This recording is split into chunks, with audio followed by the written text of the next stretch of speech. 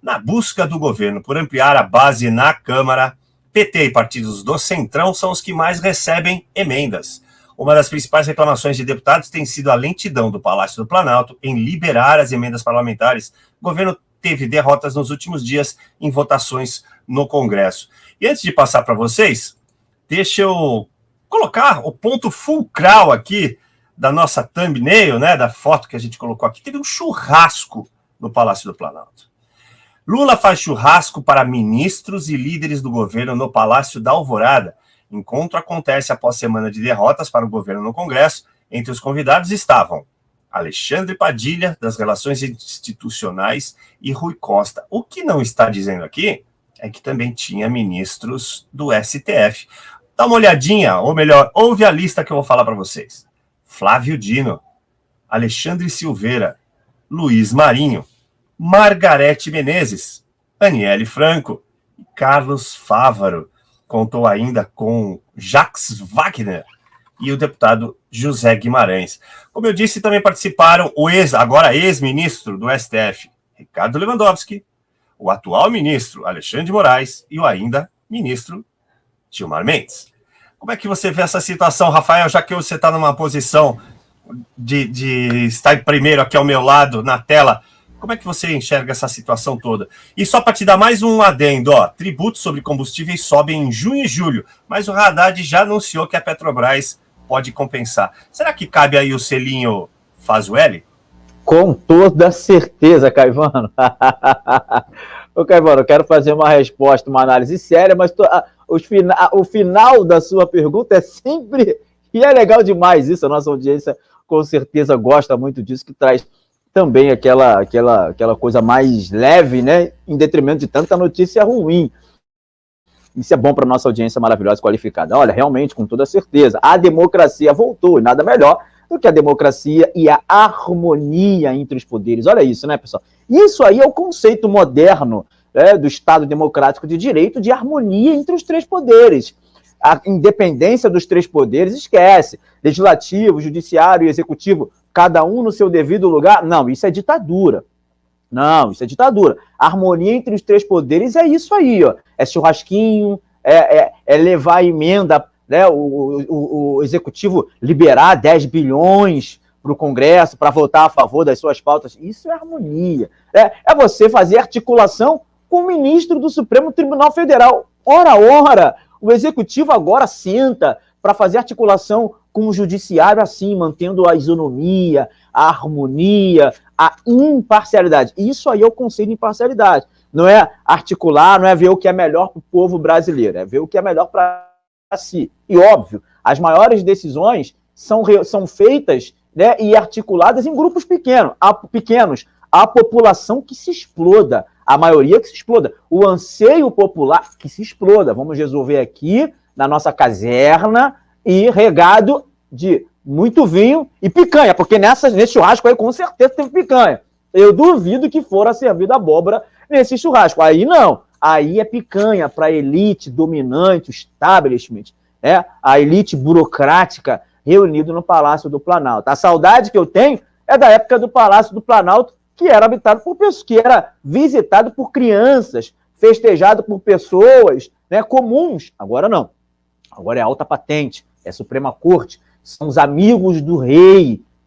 Voltou aquele período dos favorecidos amigos do rei, onde os grandes empresários ficam extremamente bilionários e a classe média, a classe baixa que se exploda. E a classe média não adianta reclamar, porque ter uma televisão é o suficiente. Essa história de 2 televisões, isso é um absurdo, isso é um exagero. É o que a gente vê hoje, a hipocrisia que a gente vê hoje no nosso Brasil, Caivano, é a hipocrisia que a gente vê hoje nos grandes chefes de Estado, aí, nos nossos grandes, abre aspas, líderes, fecha aspas, onde eles decidem as coisas internamente e com um churrasco. E tem mais. Antigamente a gente via reunião secreta, onde o jornalista tinha que dar um jeito, se vestir de moita, de árvore, para disfarçar, para conseguir uma foto. Antigamente você via todo um aparato de segurança. Por quê? Porque essas reuniões eram sigilosas, essas reuniões eram ultra secretas. Agora não. Agora está tudo liberado, é churrascão mesmo, no Palácio do Alvorada, para todo mundo saber. Está escancarado a hipocrisia e está escancarado a interferência entre os poderes. E nessa reunião, nessa hipocrisia e nessa junção, né, democrática dos poderes, o último a saber e o último interessado é o povo. O povo brasileiro fica à mercê, o povo brasileiro fica comendo abóbora, enquanto o churrasco deles é regado de picanha. Se investigar, picanha é a carne menos nobre desse churrasco. Porque aí deve estar servindo aguil, aquele A5, aquele gado japonês que derrete na boca, com toda certeza, com vinhos caros, tudo à custa da população brasileira. E fica calado, porque isso é para o teu bem e é a favor do Estado Democrático de Direito. É uma hipocrisia, Caivano. Parece que você está certo, né? Não sei se é exatamente esse gado, mas parece que foi só picanha prime, né? Então, o mote desse churrasco, professor, foi picanha para dentro e celulares para fora. Celulares não foram permitidos, e veja só, vazou até uma fotografia da fila das pessoas para poderem adentrar. Então, me parece, estavam sendo investigados. Isso denota, de cara, assim, prima facie, como nós gostamos de dizer em direito, né? Aquela primeira olhadinha, aquele piscar de olhos, que o Dilma não confia em mais ninguém, professor. É a festa da democracia, né? Festa da democracia. Porque a democracia que é com dinheiro nosso. Então é a festa da democracia. Agora, o pior não é isso. O pior é que a forma desse governo maldito governar, primeiro que não é projeto de nação, é projeto de poder. É isso. Então ele vai chamando as pessoas, vai dando aquela biscoitada boa em todo mundo, e a forma que ele tem de governar o país. É simples assim, entendeu? É com toma lá da cá, é com a ajuda, com troca de favores. E o pior, eles estão utilizando, que é uma questão interessante, que todas as autocracias, elas necessariamente têm o poder judiciário ao seu lado. Todas, quando eu falo para a nossa audiência entender, democracia, o oposto de uma democracia é uma autocracia. Entendeu? A autocracia, para eu exercer a autocracia, para eu esquecer o povo e governar só com os meus interesses, eu preciso do judiciário, porque a função do judiciário é a proteção do povo, teoricamente, entendeu? A proteção das minorias. Então, se eu botar o judiciário na minha mão, no meu bolso, né, e conseguir o apoio deles, como eles saíram de mãos dadas em defesa da democracia, eu consigo todo, né, fazendo aquela brincadeirinha, o arcabouço, não é isso? Democrático, para conseguir exercer a autocracia. É uma vergonha. E, novamente, aquela frase que eu já estou falando direto. A gente está normalizando o absurdo. Entendeu? Então, eu estou vendo agora, por exemplo, uma questão interessantíssima. Eles estão agora querendo, sabe o quê? Olha que bacana. Vocês vão ouvir muito isso. Eles estão demonizando o desmatamento na Mata Atlântica. Sabe para quê? Para tirar o foco da Amazônia. Entendeu? E lá o Druga, o governo maldito, ele vai poder desempenhar as atividades que ele quiser lá, entendeu? Sem tirar o apoio da Marina. Entendeu? Então eu falo, Marina, passa a defender agora a Mata Atlântica, só tem 2%, é irreversível, enquanto lá eu vou sentar a marreta lá e a mídia não vai falar. Já tem podcast falando sobre isso, o Jornal Nacional já falou sobre isso. Olha a Mata Atlântica, o povo otário, idiotas úteis. Olha a Mata Atlântica, como é que está sendo desmatada, como é que o governo anterior, através dessa medida provisória do Bolsonaro, que queria botar fogo na Mata Atlântica agora, para ele poder fazer tudo na Amazônia lá. É inacreditável como é que se usa essa metodologia de manipulação. Agora não é manipulação de comportamentos humanos, não. É manipulação de otário mesmo. Sabe por quê? Não estou viajando, não. Eu estava tentando estudar o comportamento dos espanhóis com o Vini Júnior. Como é que pode um grupo de pessoas fazer coisas tão absurdas? Aí o David Hume explica isso. Comportamento de massas. É muito mais fácil manipular uma massa do que manipular um só. Então, se eu quiser enganar o Caivano, é muito mais difícil. É muito mais fácil botar o Caivano no meio de 1000 pessoas, porque o comportamento do Caivano e do Satier serão alterados diante da massa. Entendeu? Por isso que, às vezes, o cara... eu consigo prender um bandido na rua, todo mundo quer agredir o bandido. Sabe por quê? Porque eu diluo a responsabilidade. Então, eu posso fazer a besteira à vontade, porque a culpa não é só minha, é do cara que está do meu lado. Então, se ele chamou o Vini Júnior de macaco, eu também posso chamar. Sabe por quê? Porque a responsabilidade é diluída. Só para a gente entender o que está acontecendo. Então, essa massa no Brasil de pessoas manipuláveis, a mídia é justamente para isso. Ela faz esse papel para manipulação de comportamentos o quê? Políticos. Então eu consigo defender esse cara, manipulo a massa e eu vou manipulando os idiotas. A diferença, como a gente já furou a bolha, nós três aqui já furamos, tentamos, inclusive, aclarar as pessoas, não que concordem com nossos comentários, não, com a nossa análise, não. É a minha análise, mas eu estou vendo isso com uma clareza solar. Muito bem colocado, professor. Adorei o diluição da responsabilidade. É bem típico do brasileiro, infelizmente. É claro que é um fenômeno mundial, né? É um fenômeno, como o senhor disse, um fenômeno de massa, um fenômeno social. No entanto, parece que isso se torna exacerbado no Brasil, né? A coisa toma uma proporção enorme e vai até a própria eleição, né? Então, as pessoas esquecem de olhar para aquele que estão votando e colocam alguém assim no poder. Relativismo moral, teria dito, infelizmente, ato falho, não lembro o nome desse pesquisador, também um israelense, se eu não estiver enganado, e ele disse exatamente isso, é o relativismo moral que marca a mudança para pior de uma sociedade. Infelizmente, é o que a gente está vivendo. O Rafael teve um problema técnico aí, parece ter caído. Vamos continuar aqui, professor. Eu quero unir aqui 3 notícias também, já que a gente tem muita notícia. Ó. Moraes, não é nenhuma novidade, tá? Moraes descumpre promessa e não envia informações sobre o 8 de janeiro à CPI do Distrito Federal. Vale lembrar a nossa audiência que, além da CPMI que foi instaurada na última quinta-feira, tem uma CPI em pleno andamento lá no Distrito Federal, chamada de CPI distrital. Deputados distritais afirmam que não houve compartilhamento de documentos. Os processos aí, né, esses inquéritos são sigilosos para nós, advogados. Parece que ele manteve o sigilo. Pelo menos há uma coerência nisso, né? Eu vou juntar com outra notícia aqui, professor. A ofensiva de Lula contra Moro. Presidente escolheu nome contrário ao senador para o TRE do Paraná. Vem chumbo quente pela frente. E Nicolás Maduro foi recebido por militares ao chegar em Brasília. Quando eu apresento todas essas notícias aqui para vocês, eu me sinto a mãe de Ná. Verdade, me sinto a mãe de Ná. Porque era muito fácil prever tudo isso. Era completamente previsível. Cada uma dessas notícias que a gente está trazendo aqui para vocês ao longo desses 140 e tantos dias de governo eram exatamente essas que a gente alertava que iriam acontecer, professor. Mãe de Ná preguiçosa, que você não precisou trabalhar muito, não.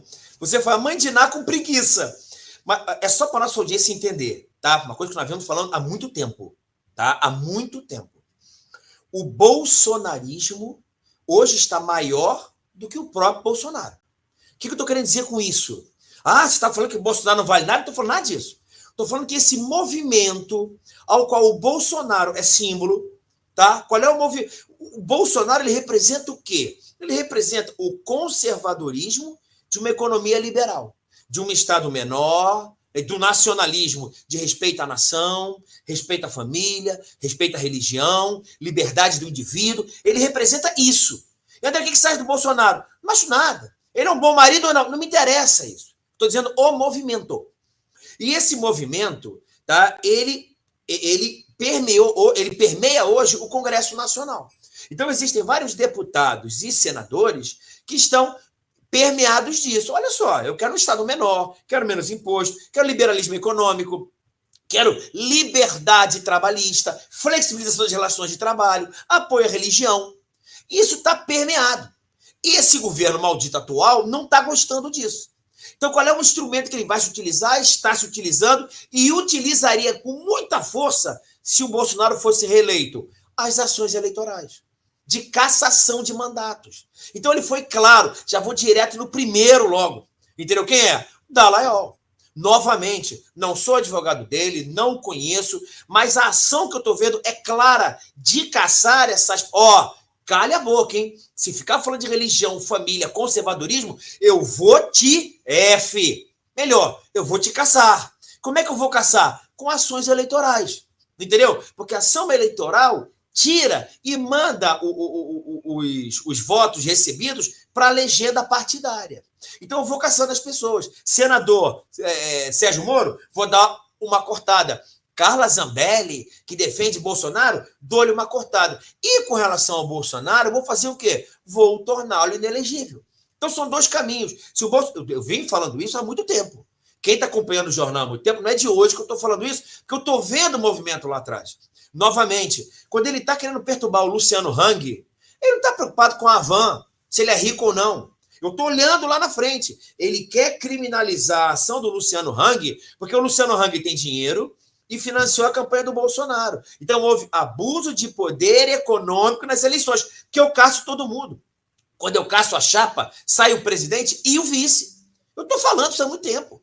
Captação de sufrágio. Olha, André, como é que eu caço ele? Através de uma ação chamada ação de captação de sufrágio. Como é que é isso? Redes sociais, fake news. Por que inventaram fake news, gente? Porque a fake news, eu vou dizer que ele abusou do poder político dele para captar o voto.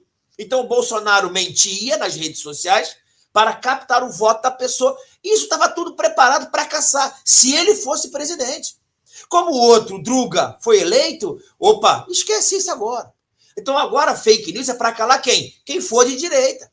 O Jornal da Manhã, por exemplo.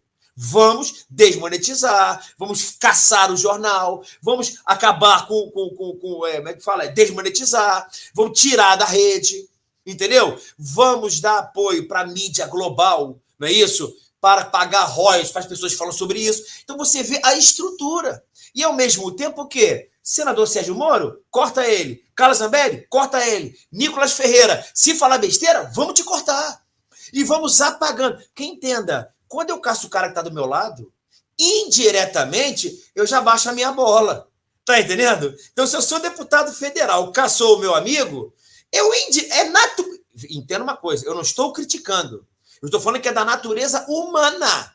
Entendeu? São seres humanos. Se esse cara tá caçado, porra, cara, eu vou continuar falando alto e bom tom contra o Supremo? Eu não. Vou falar contra, sei lá, contra o copo aqui, contra o copo do André aqui, que é melhor. Entendeu? E a tua ideologia? Pô, cara, eu sou ser humano. Tá, vai caçar? Vai me caçar também? Tá entendendo? É natural isso, é comportamento de massa. As pessoas naturalmente vão se esquerdando, vão ficando mais o quê? Tranquilas. Eu tô vendo esse movimento. Entendeu? E é um movimento que é facilmente explicado. Por isso, por exemplo, olha que interessante. É natural que eu diga que a corrupção é maior na Câmara dos Deputados. Sabe por quê? Porque tem mais gente. Então, se eu aceitar um cascalhinho, a minha culpa é 1 sobre 513 avos, que tem muita gente. Cara, se eu vender o meu voto, pô, cara, o que é o meu voto diante de outros 512 amigos? Então, eu vou vender meu votozinho aqui. Entendeu? Já um senador é um pouco menos, que ele já representa o Estado e não o povo. É o Estado do Piauí, é o Estado do Rio de Janeiro. Então, você vai ver que eu vou diluindo a responsabilidade. Né? E você usa o quê? O Poder Judiciário para baixar a bola, utiliza a mídia como instrumento de governo. Hoje, a mídia, grande mídia, CNN Globo, é instrumento de governabilidade. Entendeu? Não fala do arcabouço fiscal, não, do calabouço, do arcabouço fiscal. Fala que é um ajuste para incluir o pobre no orçamento. Fica todo mundo ouvindo, ninguém consegue ler. Quem lê não entende, que é onde eu me encontro. Para entender aquilo ali é complicadíssimo. Entendeu? E o pior, como eu sei que no Senado vai mudar, vou esperar o retorno. Eu fiz isso, cara, vai mudar tanto que eu não vou ficar queimando a minha mufa com isso, não. É inacreditável. E eu, tá certo que eu não sou um grande especialista em tributário, mas para entender aquilo é difícil, é complicado, é enrolado. Imagine para a dona Maria e para o seu José. Verdade, professor. Olha só, Rafael, para te passar essas mesmas notícias aqui que o professor acaba de comentar, eu fiz algumas anotações do que a gente já avisava, como eu disse, é um déjà vu, né? A gente está vendo exatamente aquilo que a gente já imaginava ver, que já tinha visto em governos anteriores. Eu sempre remeto aí ao filme De Volta para o Futuro. A gente está no pior momento de 2015, né? Na minha opinião. Então, estatização, aumento de impostos, fim das liberdades sociais, falta de emprego, intervenção do governo no mercado, inflação em alta, caça à direita. A gente avisava cada um desses itens aqui na pauta. E o professor acaba de mostrar, né? Eu tenho até uma outra notícia aqui, ó. Próximos passos de Moraes são tornar Bolsonaro inelegível e caçar o mandato de Zambelli. Quer dizer, eles estão fazendo de uma forma que não pareça tão incisiva, obviamente, dar um revestimento de legalidade, como disse o professor, para literalmente nos calar, né, Rafael?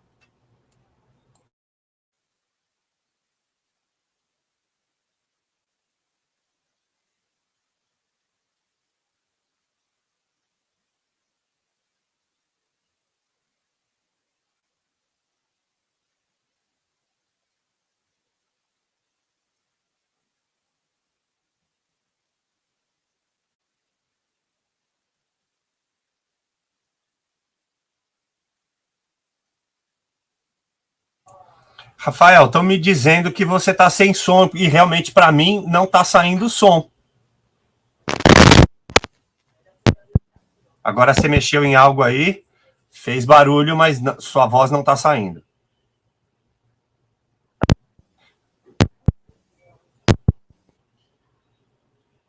Veja o seu, por gentileza, professor. Como é que tá o meu aí, beleza? O seu tá normal, ó, o Rafael até caiu. Até caiu. Foi a conexão mesmo. Isso. Vamos ver se ele consegue voltar rapidamente. Mas essa é uma das questões que eu apresentei para o senhor, professor. A Petrobras teria que cortar preço da gasolina em 14% para compensar a volta de impostos federais. E eu tinha, na primeira notícia, naquela primeira rodada, eu tinha apresentado para o senhor que o Haddad já tinha anunciado que, em virtude do retorno dos impostos, a Petrobras iria intervir. Quer dizer, eles estão interferindo na Petrobras de uma maneira idêntica ao que foi feito lá atrás, em 2015, e muito provavelmente ela vai ter problemas terríveis no caixa, né, professor? Aquilo que eu vinha falando, eu até estava conversando, que eu gosto de conversar muito com o pessoal agora sobre um pouco de economia. Como eu não fiz faculdade de economia, não manjo muito de economia, você precisa ter a humildade de conversar com quem sabe. Entendeu? Então, ele fala o seguinte, André, é de uma clareza, por exemplo, PPI, Programa de Paridade Internacional, preço com paridade internacional. Só para a nossa audiência entender. Se eu tiver petróleo bruto aqui, é uma coisa. O petróleo bruto é uma coisa. Aquilo que eu refino, que eu extraio daquilo ali, é outra coisa. Por isso que eu tenho as refinarias. Então, eu tenho aquelas empresas que perfuram, não é isso? Aquelas empresas que extraem, aquelas empresas que fazem pesquisas anteriores para saber onde é que vai perfurar, os estudos ambientais. E tem as empresas que pegam esse petróleo e refinam. Só que o Brasil não tem refinaria para refinar todo o petróleo que nós temos. Então, muitas vezes, nós temos que o quê? Pegar empresas de fora para isso. Então, para ela, tem que compensar refinar aqui no Brasil.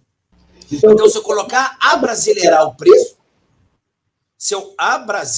preço, tá, o que vai acontecer? Necessariamente, primeiro, as pequenas empresas elas vão quebrar. Então, quando o Prates da vida fala o seguinte, olha, agora o petróleo, o negócio é o seguinte, vai cair na bomba de R$5 para 2,30. Legal, eu vou adorar, vou encher meu tanque, ficar todo feliz, mas é só para entender. Essas coisas não se faz de maneira vertical. Entendeu? Não existe isso. As pequenas empresas vão quebrar. E quando as pequenas empresas, refinarias, quebrarem, elas saem do Brasil e eu não vou ter empresas para refinar. Então, a longo prazo, vai gerar escassez de combustível. Aí você fica naquela fila, o combustível está 3, mas não tem combustível para você botar no teu carro.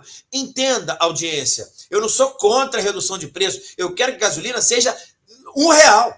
Entendeu? A diferença é que um pouco de estudo que você tem de economia, fala assim, André, não existe a imposição unilateral, vertical, de cima para baixo, dos preços de combustíveis, que existem outros fatores na cadeia produtiva.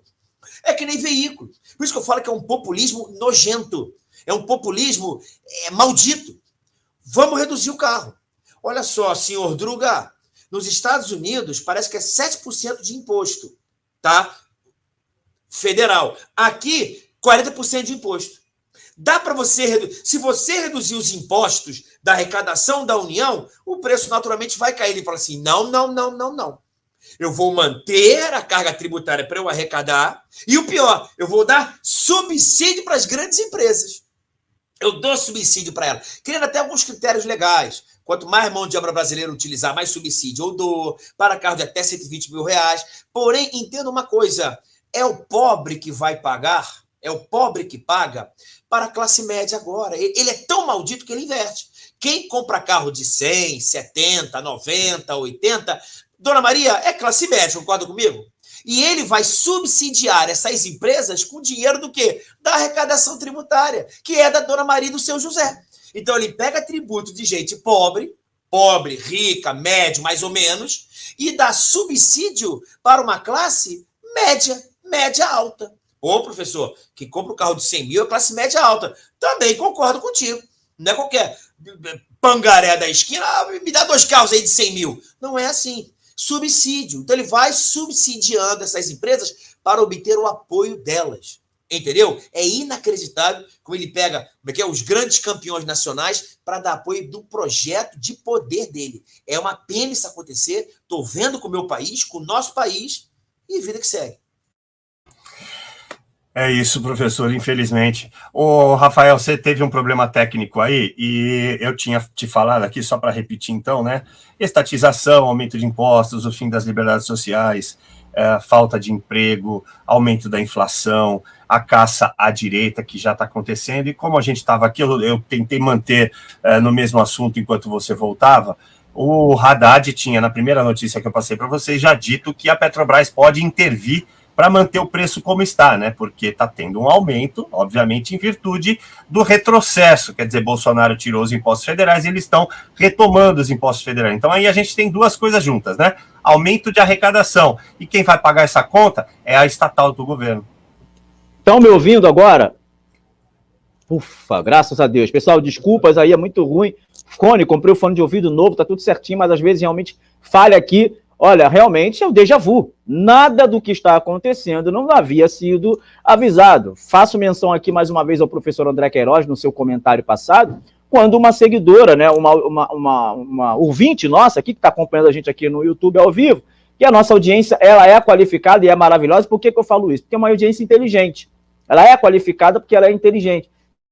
Então a pessoa está falando aqui, ó, o professor André Queiroz já fala disso há muito tempo. E é isso mesmo.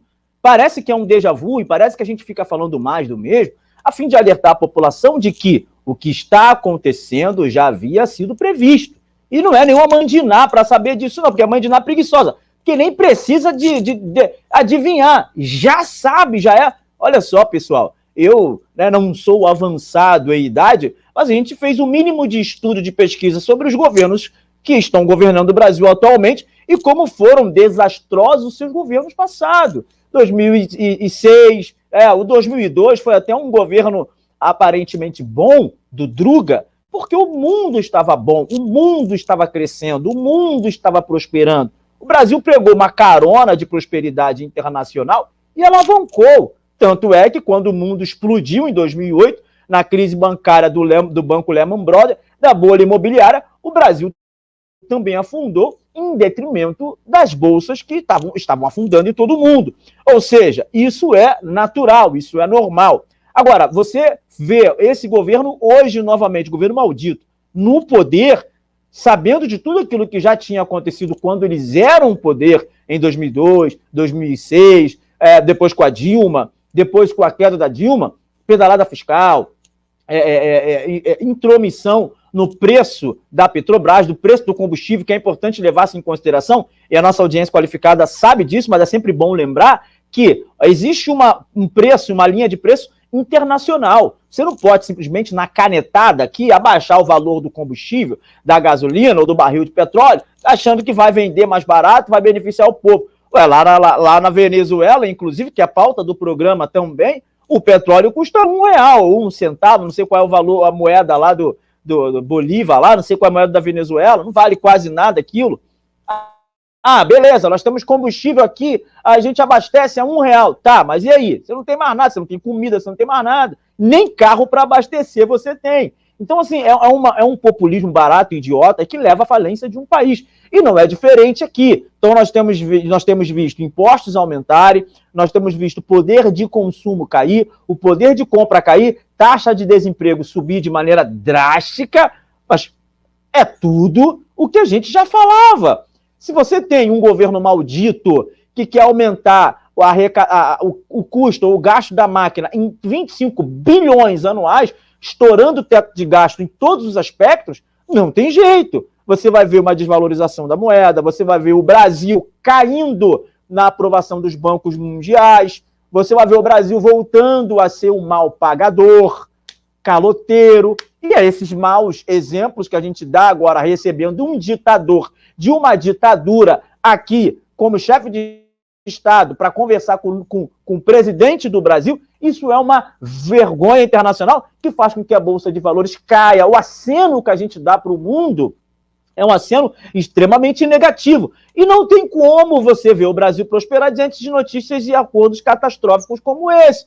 Seria estranho a gente falar que está dando certo, mas tudo isso já tinha sido previsto. A direita liberal, o pessoal do MBL, do movimento Bumbum Livre, está na internet apavorosa, dizendo impossível, porque com Maduro está no Brasil, isso é uma vergonha. Meu Deus do céu, vocês não sabiam, né? Quando vocês votaram nulo, vocês não sabiam, né? Gente, está tirando a gente de idiota, está tirando a gente de incompetente. Qualquer brasileiro, não precisa nem ser a nossa audiência qualificada, hein? A nossa audiência já é qualificada, mas qualquer brasileiro médio entende que seria uma catástrofe e que nosso país iria se aproximar das ditaduras novamente. Coreia do Norte, Nicarágua, Argentina, e quem? Nicolás Maduro. Cuba, né? O projeto Mais Médico já está voltando a todo vapor. Não tem jeito, essa não é uma política de preferência pragmática e de qualidade técnica e do que pode oferecer de melhor para o Brasil no que diz respeito a bons acordos comerciais e econômicos. Não, as parcerias que vão ser feitas a partir de agora é restritamente ideológica. É vermelho? Então estou fechado. É ditador? Então vamos fechar com o ditador. Por que ele se aproximou do Putin novamente por questões ideológicas e não por questões pragmáticas? Por que ele não falou com o Zelensky, que representa hoje o Ocidente na guerra, que representa a OTAN, a União Europeia e os Estados Unidos? Por que ele não apertou a mão dele? Porque ele não representa a bolha ideológica dele, que é socialista e comunista. Não vou ficar falando de assuntos mofados, de comunista, de Stalin. Não é isso a pauta. Mas o que o governo maldito brasileiro está fazendo é se alinhar com ditadura. Mas nada disso que está acontecendo é novo. Nós já havíamos previsto, havíamos falado, e esse é o resultado da catástrofe. O pior, vocês sabem que eu não sou pessimista, vocês sabem que eu não sou negativo, mas o pior está por vir. Cabe a nós estarmos prontos e preparados para defender o nosso Brasil. Perfeito, obrigado, Rafael. Olha só, começou com esta pergunta aqui, tá? Eu vou colocar quatro colocações que eu pensei aí da nossa audiência. A gente sempre fala que ela é qualificada, mas não aproveita o que às vezes é dito. Por que o Brasil não constrói refinarias? Obrigado, Andréa Horacek, pela pergunta e também pela sua participação. Antes de eu responder, a Urbileide Varela, ela disse, tem a refinaria de Passadina. Vocês lembram? Claro que lembro, não me esqueci. Não esqueci o que vocês fizeram no verão passado. O Mozart M disse, Brasil, 3 refinarias em 2004 e 2005, 2 no Nordeste e outra no Sudeste, e aquela outra na Bolívia que bandidos deram de presente para bandidos, né? Quando o silêncio dos bons vai parar. Excelente pergunta, obrigado também pela sua participação, Mozart. E por fim aqui, para finalizar, agora está fazendo falta a refinaria de Abreu e Lima. Deixa eu falar então das refinarias, gente. Como o professor acabou de dizer aí para vocês, a gente é autossuficiente na extração de petróleo.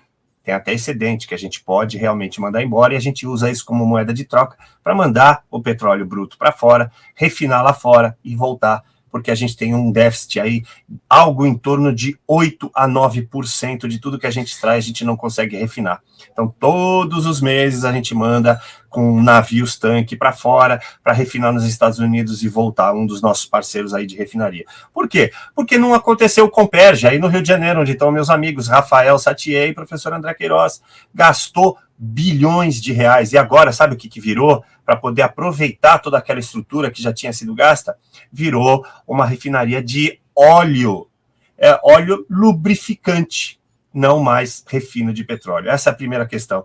Abreu e Lima começou em 2005, foi uma parceria inclusive com a Venezuela. O custo inicial da obra era de 2,7 bilhões e para terminar em 2011. Não terminaram até agora e já custou mais de 17 bilhões de reais. Olha que maravilha. Isso sem falar, também aí no Rio de Janeiro, as plantas Prêmio 1 e Prêmio 2. Essa ninguém lembra. Sabe por quê? Porque gastamos 3 bilhões de reais no distrato. Você está entendendo o que significa governo de esquerda? Então deixa eu lançar para você agora de novo, professor, tem mais um milagre que eles estão fazendo, como esses que eu acabei de falar das refinarias. A Codevasf, o milagre dessa estatal. No primeiro trimestre deste ano, a estatal repassou recursos a entidades privadas em detrimento das prefeituras. Foram 106 milhões custeados pela estatal. Agora veja só, cidade que mais recebeu da Codevasf de Lula foi na Bahia, com apenas 15 mil habitantes. Olha que maravilha. E mais uma aqui. Lula deve criar cargos na Codevasf, quer dizer, eles estão inchando essa estatal, né? Ela é a Companhia de Desenvolvimento para o Vale do São Francisco e Paraíba. Sabe-se lá o que isso significa, professor? Me ajuda aí, professor, eu quero entender as coisas. Vou dar uma ajuda para a nossa audiência, que é qualificada e querida, que é o seguinte. O que é Codevasf? É uma companhia, é uma empresa pública, ok? Uma empresa criada. O que ela faz, basicamente? Ela, em regra, ela deve administrar as atividades no Nordeste, das obras feitas no Nordeste, tipo manutenção, fiscalização. Então, por exemplo, eu faço uma grande ponte lá, uma ponte grandona, não é isso? Eu vou ter uma empresa privada que vai explorar aquilo ali. Então, você paga, às vezes, pedágio, por exemplo, só um exemplo. E eu crio essa empresa pública para administrar e fiscalizar se o uso dessas obras e dessas empresas estão corretas. Não está explicação tão boa, não, mas é basicamente isso. E lá no começo, como era de São Francisco, não é isso? Vale do São Francisco, era só para aquela região ali da parte do Nordeste. E o que este governo, não o senhor, o governo maldito está fazendo? Está ampliando essa atividade. Está aumentando os cargos, ampliando o campo de atuação dela, que vai ser daqui a pouco o Brasil inteiro. Ele criou mais uns 3 ou 4 estados para ela poder fiscalizar, administrar as obras já realizadas.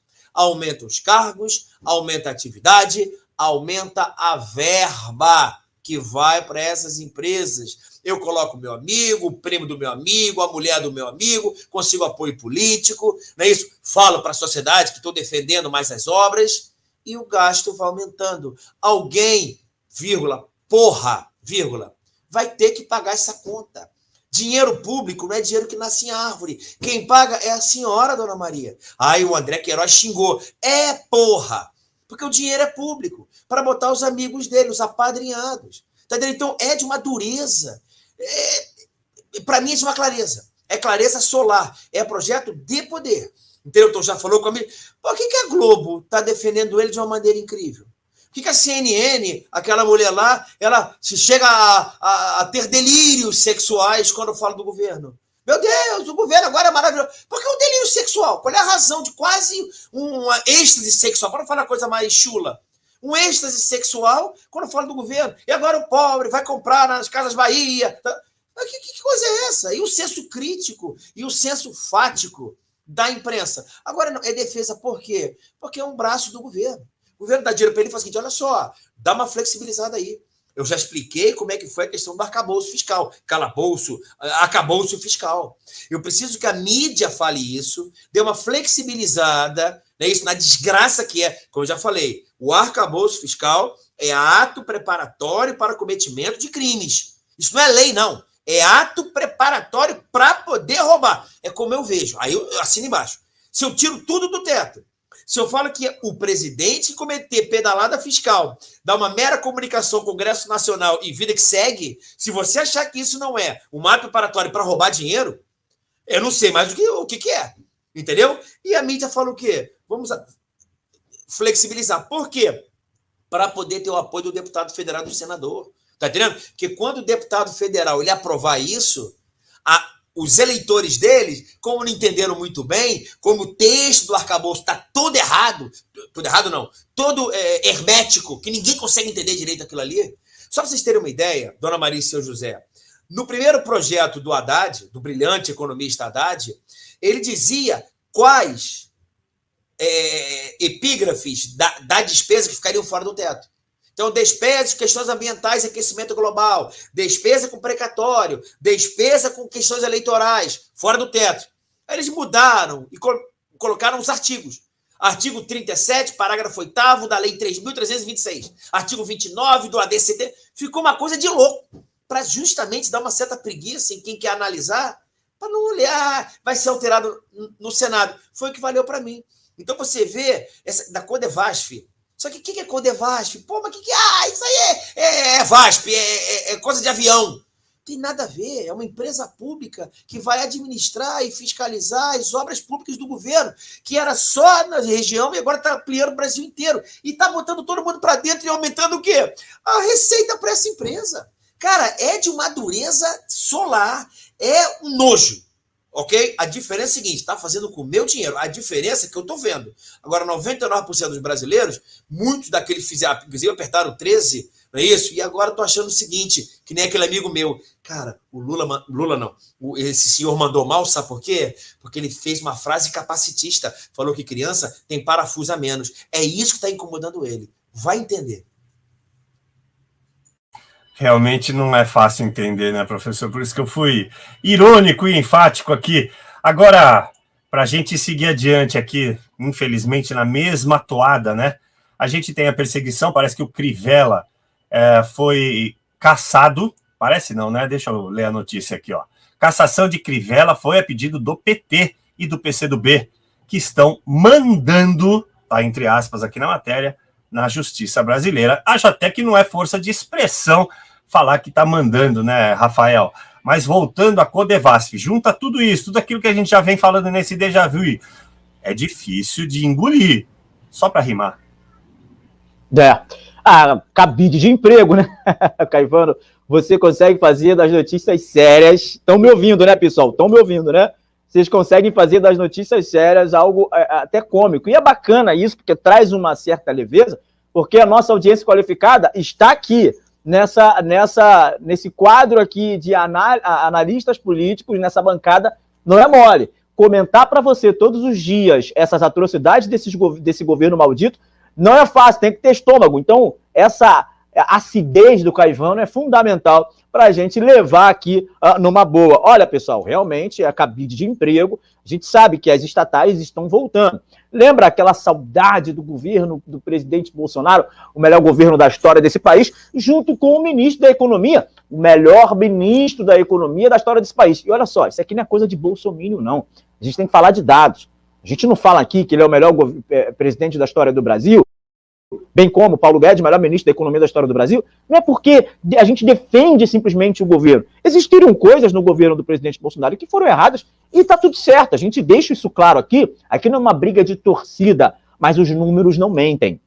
Os números não mentem. No período do governo Bolsonaro, taxa alta de emprego, marco legal de saneamento básico, levando dignidade, esgoto, água tratada a mais de 33 milhões de brasileiros sem recurso público, totalmente vindo da iniciativa privada. O Tarcísio Gomes de Freitas asfaltando o Brasil inteiro, construindo portos, aeroportos, reformando. Gente, era isso que a gente via no Brasil. Diminuição da máquina pública, empresas estatais fechando, plano de privatização da Eletrobras, que agora está voltando atrás. Ou seja, menos Estado, menos máquina pública, menos folha salarial. E agora está voltando tudo. Então, quando a gente faz essa comparação, é em detrimento do melhor governo da história com o pior governo desse momento, que é esse governo maldito, que não é nem governo e nem desgoverno, é governo maldito. 23 ministérios para mais de 35 ministérios, cabide de emprego. Você não sabe nem onde a gente coloca Ministério dos Direitos Humanos. Concordamos que precisamos cuidar das pessoas em vulnerabilidade, tem que ter direito humano. Mas não precisa de ministério para isso. Ministério da Cultura, que fizeram uma grande inauguração, que foi colocar o letreiro da cultura, que tem uma ministra, inclusive, que nem resposta técnica consegue dar para jornalista, que precisa de assessor para responder. É uma vergonha. Ministério dos Povos Originários, que representam aí 3% ou 4% da população brasileira. É uma secretaria. Temos que cuidar dos indígenas, sim. Temos que dar dignidade. Sabe como se cuida do indígena? Botando dinheiro no bolso deles, dando dignidade, levando tecnologia para eles, levando, sim, mobilidade, urbanidade, urbanização para eles. É assim que a gente cuida dos nossos irmãos indígenas, né? Mantendo eles ali, enclausurados naquelas demarcações para ficar primitivos como sempre. E não é preconceito, não. Não é preconceito, não. Algumas tribos, de repente, por vontade própria, que fiquem lá pelados, que mantenham a cultura da pintura, e tá tudo certo. Mas tem tribos que querem progredir, que querem comprar teu carro, teu iPhone. Eu estive em Brasília recentemente, há 3 meses, 4 meses atrás, e conversei com vários índios com iPhone 14, andando de carro. O índio quer isso, quer dignidade. Então não precisa criar um ministério para os povos originários. É cabide de emprego. Aí você bota a Aniele Franco, irmã da vereadora assassinada injustamente, Marielle Franco, para ser ministra. Meu Deus, gente, isso é um absurdo. Então são essas comparações que a gente faz. Então isso é cabide de emprego e precisa ser denunciado, sim. E nós vamos fazer isso. É cabide de emprego. Você não vê o Brasil indo para frente em detrimento dessas situações. Então, olha, Caivano, professor André Queiroz, tem que ter sangue de barata para comentar essas notícias. A gente comenta com entusiasmo. Por quê? Porque não vale a pena ficar dizendo eu avisei, porque também eu moro aqui, eu não tenho condições financeiras de sair daqui. Nós vamos ficar aqui no Brasil porque nós acreditamos que o Brasil vai virar, vai dar certo. A gente não acredita na derrota do nosso país, nós acreditamos que esse Brasil vai dar certo. Mas esses bandidos precisam ser varridos do poder. Esses homens precisam ser varridos, eles não representam a população brasileira, não representam a população de bem do povo brasileiro. Nós precisamos ter forças, levantar nossa cabeça, não parar, não precipitar, não retroceder, continuar firme lutando por um Brasil livre, por um Brasil melhor, de direita, conservador e que olha para o futuro e não fica retrocedendo como esse governo maldito que está aí, Caivano. Perfeito, Rafael. E olha só, vou trazer o dado que parece representar muito, né? Vocês dois sabem, a nossa audiência também sabe, que os microempreendedores, as microempresas, são os maiores empregadores no mercado, não é mesmo? Porque, enfim, a gente sabe de uma série de coisas, é mais fácil você abrir uma microempresa, começar um negocinho local, no seu bairro mesmo, na sua rua, e com isso você vai agregando pessoas e contratando. Então, à medida que você tem incentivo, como teve no governo passado, aos microempreendedores, você tem um aumento da oferta de trabalho. Sebrae, para o Sebrae, 26% dos pequenos negócios já estão inadimplentes. O órgão realizou o levantamento em parceria com o IBGE, e segundo a nossa fonte aqui, de acordo ainda com o Sebrae, 63% desses pequenos negócios têm dívidas. Mais da metade deles afirma que seus custos mensais estão comprometidos com esses pagamentos, segundo o site, né, Poder 360, que ajudou na composição dessa matéria aqui, só para dar o crédito. A proporção sobe para 61% no segmento de microempreendedores individuais. É quando você é o seu próprio empreendedor, você presta um serviço, um contador, um advogado, enfim, né, um profissional liberal, alguém que está ali ajudando o mecanismo funcionar, né, o mercado funcionar. E agora, com isso, o levantamento mostra que apenas 34% deles buscaram empréstimos entre janeiro e março de 2023. Isso já parece representar que eles já não têm mais condição de pagar. Então, nem se atrevem a pedir, porque muito provavelmente já estão negativados, já estejam negativados. De acordo com a pesquisa ainda, o Sebrae colocará 80 milhões de reais no fundo e a FINEP reservará 50 milhões. Esse montante deve gerar financiamento à taxa de juros de 2%, 2,5% ao ano. É uma tentativa de um setor da economia ajudar o mercado a voltar a funcionar, professor, mas o senhor vê possibilidade disso acontecer? O que é bacana, talvez a pessoa ela vai acabar sabendo que eu estou falando dela, que estávamos ontem, aquele almoço de domingo na rua, não é isso, no peruano, comendo um ceviche, e a pessoa do lado está ouvindo a nossa conversa, ela entrou na conversa de maneira muito educada. Ela é uma pessoa economista e esquerda. E a gente começou a conversar numa boa. E o que foi bacana, que o pessoal que era, os meus amigos falaram, André, como é que pode você, do direito, fez a economista calar a boca? Porque você explica, como é que você sabe de economia? Não sei de economia, não. Primeiro, ela não sabe de economia, isso é uma vergonha para ela. Segundo, que parou no tempo. O que eu estou querendo dizer com isso? No passado, tinha um tal de Adam Smith que ele falava o seguinte, qual é o preço disso aqui? Quanto é que custa isso aqui? Sabe como é que eu vou analisar o preço disso aqui? De um copo? Essencialidade e escassez. Quanto mais essencial e escasso. Quer ver uma coisa interessante? Quanto é que custa o oxigênio? O oxigênio é essencial pra cacete, senão ninguém vive. Mas não é escasso. Então não vale porra nenhuma. Entendeu? André, um diamante, tirando para as nossas pro povo feminino que tá vendo com a gente. Para mim não é essencial, não. Tá entendendo? Mas ele é muito escasso. Então o preço é essencial e escasso. Eu vou chegar a esse valor. Não pode ser nem muito escasso. Já entendeu? Isso é o liberalismo de Adam Smith. Aí veio o Karl Marx e falou o seguinte, babaquice isso. O preço não é essencialidade de escassez, não. Eu tenho que analisar o tempo que a pessoa gasta para fazer o copo. Então, o copo não é só essencialidade de escassez, não. Quanto tempo ele trabalha, que é a chamada mais-valia. Então, se ele ficou 1 hora trabalhando, vale tanto. Se ele ficou 20 horas, vale mais. E esse valor tem que ser dividido para a classe trabalhadora, para o operário. Isso é década, meu filho, do século passado. Passado não, retrasado, babaca. Não estou dizendo que ele está errado. Estou dizendo que ele já passou. Entendeu? Aí veio a escola de Chicago. Olha, não tem nada a ver. Aliás, isso fica para o passado. Agora eu tenho que analisar a propriedade imaterial. O tempo que a pessoa gastou no intelecto para aquele produto. Porque pode ser que esse copo valha R$100, mas se eu construir um copo maneiríssimo, que esquenta e esfria ao mesmo tempo, vai valer R$1.000. E eu apenas estudei. Então não tem nada a ver essencialidade de escassez, nem mais-valia, mas sim a propriedade material. O que eu estou querendo dizer com isso? Diante dessa nova ideia, todas as relações trabalhistas se alteraram. Eu não posso ficar pensando na CLT, porque hoje, muitas vezes, é só você pensar, dona Maria, a Apple, ela vale mais todas as fábricas dela ou aquela maçãzinha mordida? É a maçã que vale.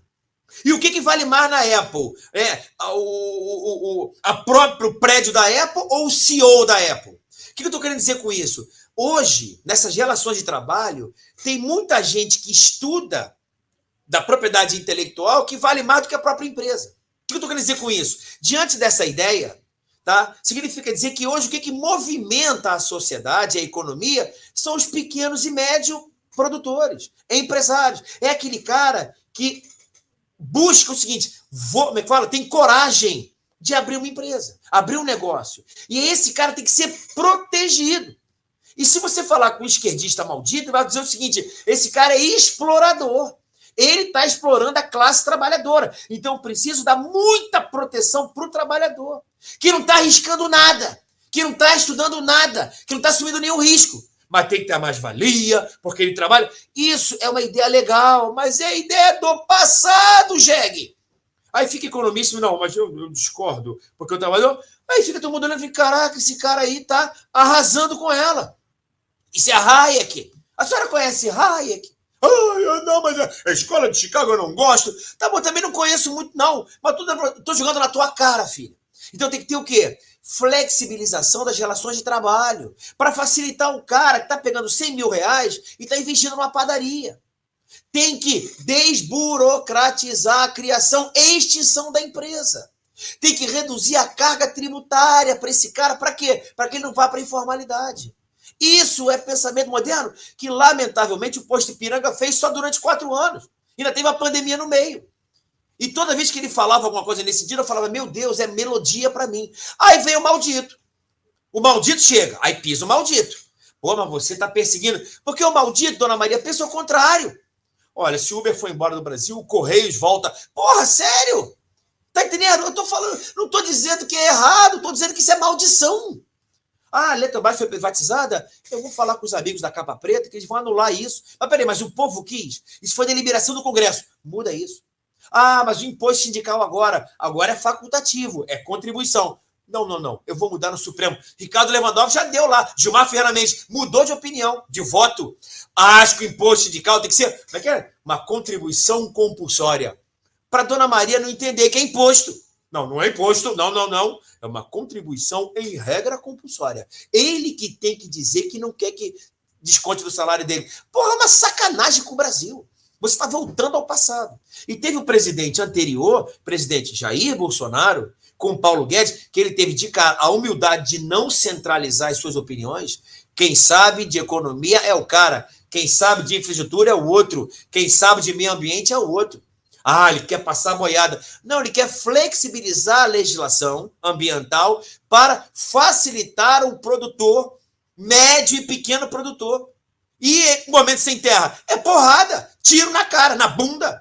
Dou tiro na bunda do cara que quer invadir e flexibiliza as relações ambientais para o cara que quer ser legalizado. Porra, mas que ódio, cara. Você não consegue entender isso, não? Mas é muita burrice. Aí vem esse maldito, que para mim, eu tô falando pessoalmente, não quero ser processado por ele. Ele é apenas presidente de um governo maldito, porque tá ainda a 180 graus, pegou a marcha ré, sabe?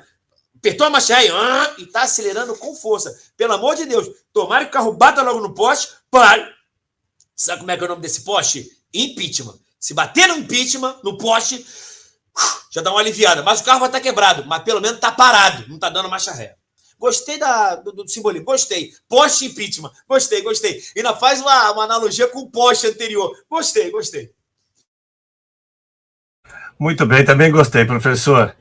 Olha só, Rafael, dentro ainda dessa questão, tem muita gente aqui falando para a gente, já comentou do Maduro. Bom, a gente já dizia, já tinha avisado sobre isso, tá aí, tá passeando. As pessoas querem agora alguma resolução, tinha que ter resolvido essa questão antes. Então, eu vou passar por cima disso e vou dizer para você o seguinte, Rafael, não vai ter vida fácil esse governo. Tem até matéria já de sites jornalistas dizendo que eles estão entregues ao Centrão. Eles não criticaram tanto isso? Quer dizer que agora, quando o feitiço vira contra o feiticeiro, parece não ser tão agradável, né, Rafael? Na época do Bolsonaro estava fechado com o Centrão, era a tchutchuca do Centrão. Agora, na época do governo maldito do Druga, é articulação política. É igual o orçamento secreto, né? Na época do Bolsonaro era o orçamento secreto. Na época, agora no governo Druga, no governo maldito, é emenda do relator.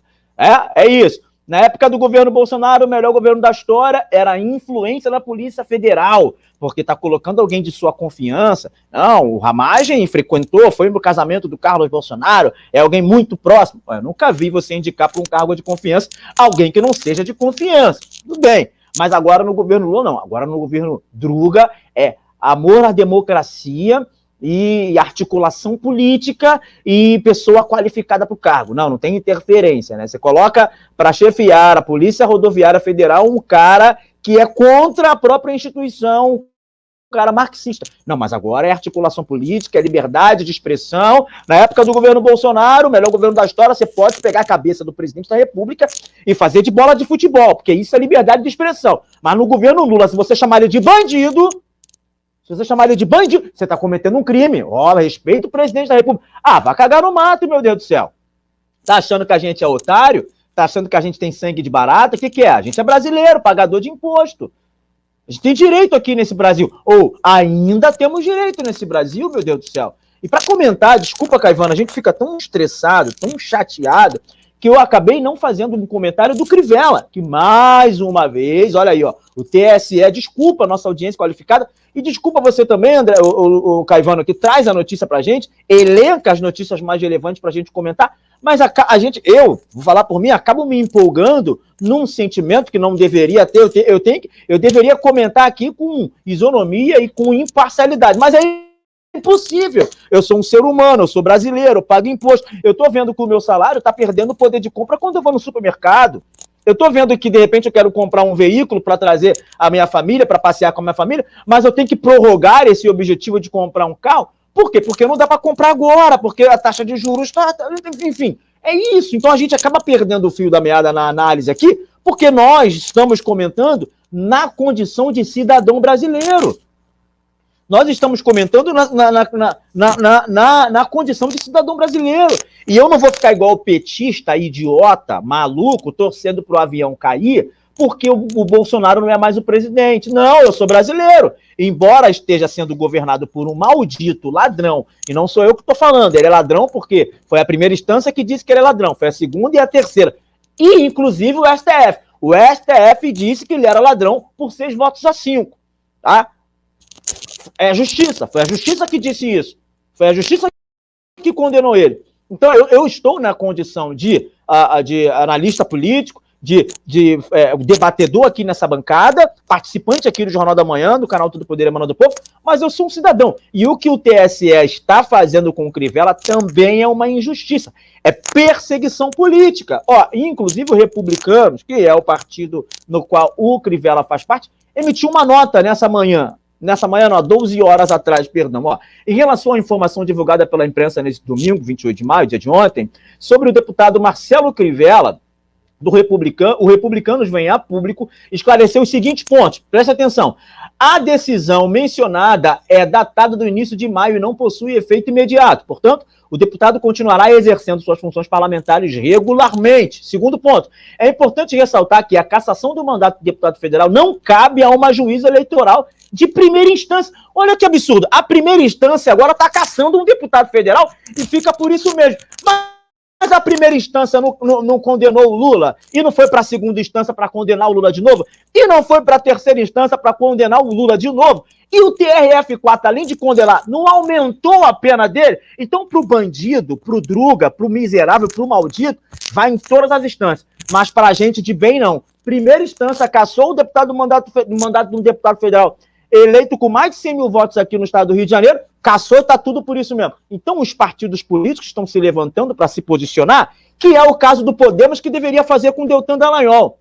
E eu acho errada a cassação dele. Mas eu não vou ficar na rua igual idiota, dizendo força Deltan Dallagnol, não. Não vou. Não vou para a rua, não vou me manifestar em prol do Deltan Dallagnol. Que ele e o partido dele, que é o Podemos, se posicione contra as atrocidades do TSE. Bem como o republicano está se posicionando a respeito do Marcelo Crivella, ex-prefeito da cidade do Rio. Não sou eu que tenho que ir para a rua. Eu vou para a rua pelo Bolsonaro, por quem lutou por mim. Eu vou para a rua pelo Brasil, porque é meu país. Por gente que me chamou de bolsominion, que não é o caso do Crivella, mas é o caso do Deltan Dallagnol, que chamou o Bolsonaro de bozo, eu não vou para a rua, não. Então, ó, é isso, é uma anomalia, é injusto o que está acontecendo. E, mais uma vez, Caivano, a gente vê as instituições jurídicas se sobrepondo às instituições legislativas. Isso é um absurdo. Não, sem dúvida alguma, você está coberto de razão, tanto que eu já chamo, nós já estamos numa juristocracia, né? O professor André Queiroz também fala disso, né? A subjetividade da lei interpretada pelo juiz chegou a tal ponto que no passado a gente dizia assim como advogado: ah, eu vou entregar o fato ao juiz e ele me devolverá o direito. Hoje eu digo assim: eu vou entregar o sujeito ao juiz e ele me entregará o crime.